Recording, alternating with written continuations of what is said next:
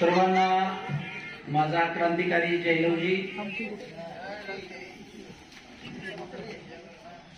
ढाल तोडून वार करते तिला तलवार म्हणतात। ढाल तोडून वार करते तिला तलवार म्हणतात।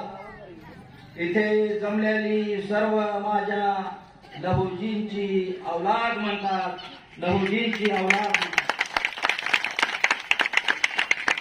मित्र हो, प्रथमतः मी सर्व महापुरुषांना विनम्र असं अभिवादन करणार आहे। प्रथमतः महाक्रांतीवीर लहुजी साळवे, त्याचबरोबर हिंदवी स्वराज्याचे संस्थापक अध्यक्ष छत्रपती शिवाजी महाराज, संत रविदास, संत गाडगे बाबा, संत त्याचबरोबर महात्मा ज्योतिबा फुले, भारतीय घटनेचे शिल्पकार परमपूज्य डॉक्टर बाबासाहेब आंबेडकर, त्याचबरोबर मौलाना आझाद, काशीरामजी, माता जिजाऊ, सावित्रीबाई फुले, मुक्ता साळवे, संयुक्त महाराष्ट्राच्या चळवळीचे जनक, साहित्य रत्न, साहित्य सम्राट डॉक्टर अण्णाभाऊ साठे यांच्या मी विचाराला विनम्र असं अभिवादन करतो।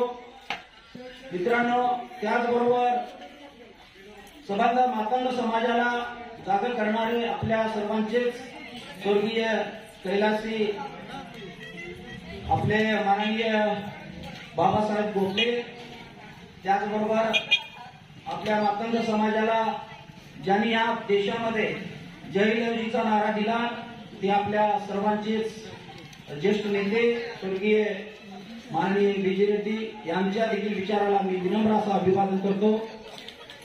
थोडा मित्रांनो, आज मी खूप भाग्यवान आहे। मंचावर जेजुरी नगरीतील सर्व मंचावर मान्यवर, त्याचबरोबर माझ्या आई बहिणी, समोर बसलेले बंधू, आज मी खूप मोठा भाग्यवान आहे। या ठिकाणी काकांनी मला निमंत्रित केलं। आज योग किती मोठा चांगला आहे। मित्रांनो, आज मी पुणे शहरामध्ये आलेलो होतो माननीय आयुक्त साहेबांना भेटण्यासाठी। त्या ठिकाणी आल्याच्या नंतर मला काकांनी बोलले की आपण जेजुरीला या। त्याचबरोबर माझे मित्र त्यांनी देखील मला आमंत्रित केलं, म्हणून मी आज पुण्यावरून जेजुरीला आलो। मित्रांनो, एवढंच मला सांगायचं आहे की आज प्रथमतः संयुक्त महाराष्ट्राच्या चळवळीचे जनक, साहित्य रत्न, साहित्य सम्राट डॉक्टर अण्णाभाऊ साठे यांच्या विचाराला मी प्रथमतः विनम्र असं अभिवादन करतो। आणि यांच्या साहित्य रत्न, साहित्य सम्राट डॉक्टर अण्णाभाऊ साठे यांच्या 105व्या जयंतीनिमित्त मी सर्व माझ्या जेजुरी नगरीतील सर्व समाज बांधवाला माझ्या आणि विविध जाती समूहातील नागरिकांना देखील मी हार्दिक हार्दिक शुभेच्छा देतो।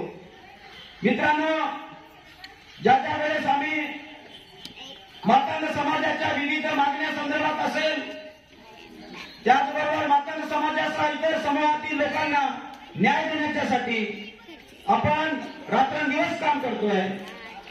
मी मुंबईमध्ये असताना भारतीय नवनिर्माण लहुजी सेना या माध्यमातून मातंग समाजावर होणाऱ्या अन्याय अत्याचाराविरुद्ध आवाज उठवण्यासाठी, त्याचबरोबर माझ्या आई बहिणीवर, माझ्या महिलांवर अन्याय अत्याचार होतात त्या विरुद्ध आवाज उठवण्यासाठी हा PS मोटेवार रात्रंदिवस कार्यरत आहे।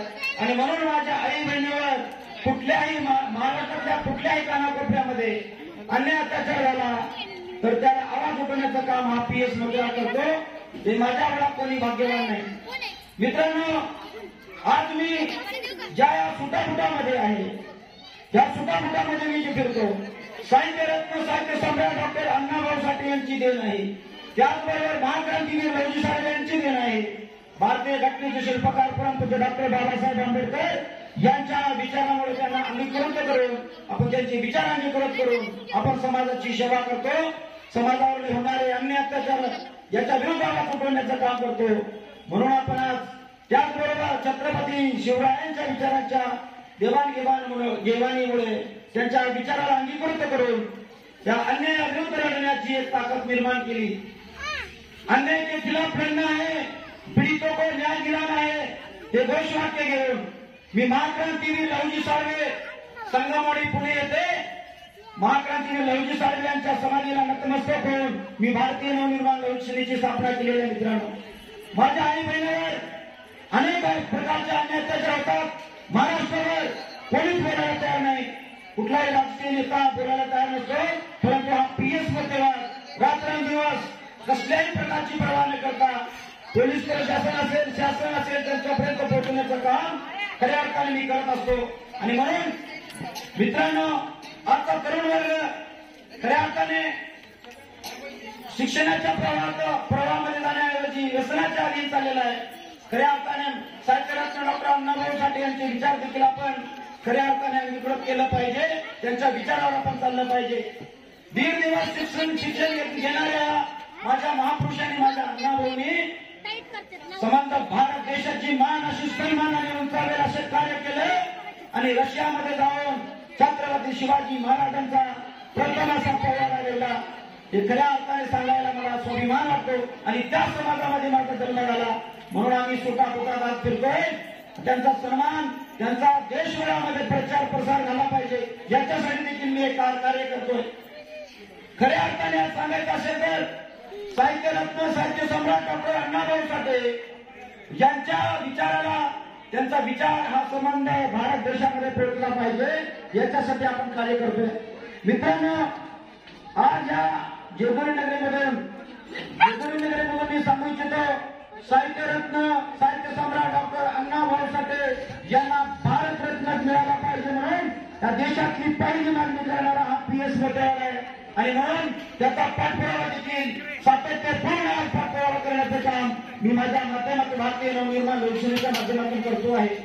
मित्रांनो, सरकारला माझी एकच मागणी आहे, या जेजुरी नगरीमधून आज मातंग समाजाचा असेल किंवा आपल्या समाज बांधवाचा असेल, हे कुळदेवत म्हणून आज मानलं जातं। हे खंडोबा नगरीच्या या पावनभूमीमधून मला बोलण्याची संधी मिळाली, मी खूप भाग्यवान आहे। आणि खऱ्या अर्थाने कालच मी 31 जुलैला भारत देशाच्या पंतप्रधान माननीय नरेंद्रजी मोदी साहेबांकडे मी फोन केला होता आणि फोनच्या माध्यमातून त्यांना सांगितलेलं आहे, त्यांच्या पीएनं फोन उचलला आणि त्यांना सांगितलेलं आहे की भारत साहित्यरत्न डॉक्टर अण्णाभाऊ साठे यांना भारतरत्न मिळाला पाहिजे, दिला पाहिजे, याच्यासाठी मला बोलायचं आहे। माननीय नरेंद्रजी मोदी साहेबांना मला बोलायचं आहे, अशा पद्धतीचं मी बोलल्याच्या नंतर तिथं आपला रेकॉर्ड केला गेला। म्हणून आज साहित्यरत्न साहित्य सम्राट डॉक्टर अण्णाभाऊ साठे यांचं आज भारत देशामध्ये आहे, परंतु आज आकाशामध्ये देखील तारा त्यांच्या नावाचा आरक्षित केला गेला, त्यांचं रजिस्ट्रेशन केलं गेलं, ही खूप मोठी स्वाभिमानाची गोष्ट आहे। म्हणून मित्रांनो, मातंग समाजाचे अन्याय अत्याचार आहेतच, परंतु जे काही मातंग समाजामध्ये सुशिक्षित वर्ग कमी झालेला आहे, तो सुशिक्षित वर्ग कशा पद्धतीने वाढला पाहिजे, सुशिक्षित वर्ग हा वाढला पाहिजे, नोकरी मिळाली पाहिजे, याच्यासाठी मी 14 नोव्हेंबर 2022 रोजी भारत देशातली प्रथम मंत्रालयातली पहिली बैठक, 75 वर्षातली पहिली बैठक लावणारा हा पीएस मध्यवर्ती आहे। हे माझ्या आई बहिणीचे, माझ्या भावांचे आशीर्वाद आहेत। म्हणून त्या बैठकीमध्ये माननीय मुख्यमंत्री महोदय यांच्याकडे मी प्रस्ताव मांडला आणि आरटीची घोषणा करण्यासाठी हा पीएस मध्यवर्ती भाग पडला। आरटीची घोषणा झालेली आहे। सुशिक्षित वर्गांना मी विनंती करतो, माझ्या बालमित्रांना देखील विनंती करतोय, तुम्ही शिकलं पाहिजे, तुम्ही इंजिनियर, डॉक्टर, वकील झालं पाहिजे, या दृष्टिकोनातून आता आपल्याला आरटी मिळालेली आहे। त्या आरटीच्या माध्यमातून देखील आपण चांगल्या पद्धतीचं शिक्षण घेतलं पाहिजे। मित्रांनो, त्याचबरोबर महाक्रांतीवीर लहुजी साळवे यांनी देखील अन्यायाविरुद्ध आवाज उठवला आणि अन्यायाविरुद्ध आवाज उठवून ते सुरक्षित पळाव करून सोडणारे आमचे महाक्रांतीवीर लहुजी साळवे इंग्रजाला सुरक्षित पळाव करून सोडला आणि भारत देशाचा बाहेर हाकलून लावणारा, हे त्यांचे आम्ही वारसदार आहोत, त्यांच्या विचाराचे वारसदार आहोत। म्हणून आपल्याला सन्मानाने जगायला शिकलं पाहिजे। माझ्या आई बहिणीला मी सांगू इच्छितो, आज मोठ्या प्रमाणामध्ये माझ्या आई बहिणी आहेत या ठिकाणी उपस्थित आहेत, माझं स्वागत केलं। जास्त न बोलता फार काय बोलायचं आहे, परंतु माझा आवाज बसलेला आहे। मी गरमाणारा व्यक्ती आहे, कुणाला भिणारा व्यक्ती नाही. म्हणून मी आज या पावन नगरीमधून मी सांगू इच्छितो, भारत देशाचे पंतप्रधान माननीय नरेंद्र मोदी साहेब आपण साहित्यरत्न साहित्य सम्राट डॉक्टर अण्णाभाऊ साठे यांना सर्वोत्तम पुरस्कार, देशाचा सर्वोत्तम उत्कृष्ट पुरस्कार भारतरत्न देऊन सन्मानित करा. त्याचबरोबर महाराष्ट्र राज्याचे मुख्यमंत्री माननीय देवेंद्रजी फडणवीस साहेब तुम्हाला देखील मी जाहीररीत्या सांगू इच्छितो, भारतरत्न देण्यासाठी त्या पुरस्काराला पुरस्कार देण्यासाठी पहिल्यांदा महाराष्ट्र शासनाची सहमती पाहिजे आणि ती सहमती करण्यासाठी आपण विधानभवनामध्ये सर्वांनी ते प्रस्ताव मंजूर करा आणि तो प्रस्ताव केंद्राकडे वर्ग करा, एवढी या निमित्ताने आज मागणी करतो. त्याचबरोबर दोन्ही उपमुख्यमंत्री यांना देखील मी जाहीररित्या सांगू इच्छितो, भारतरत्न देण्यासाठी तुम्ही प्रयत्न करा. आता काही दिवसातच मी 10 ते 15 दिवसामध्ये उपमुख्यमंत्री यांच्यासोबत बैठक घेणार आहे. त्याच्यामध्ये प्रस्ताव मांडणार आहे की भारतरत्न दिल्याशिवाय मी स्वस्थ बसणार नाही. मी जाता जाता एवढे सांगेन, मी जगेन तर देशासाठी, देशातल्या अन्य अत्याचाराला मुक्त करण्यासाठी, मी मरेन तर देशासाठी, देशातल्या अन्य अत्याचाराला मुक्त करण्यासाठी. एवढं बोलून माझं वाढत चाललेलं भाषण मी संपवतो. जय हिंद, जय महाराष्ट्र, जय लवजी, जय भीम. धन्यवाद.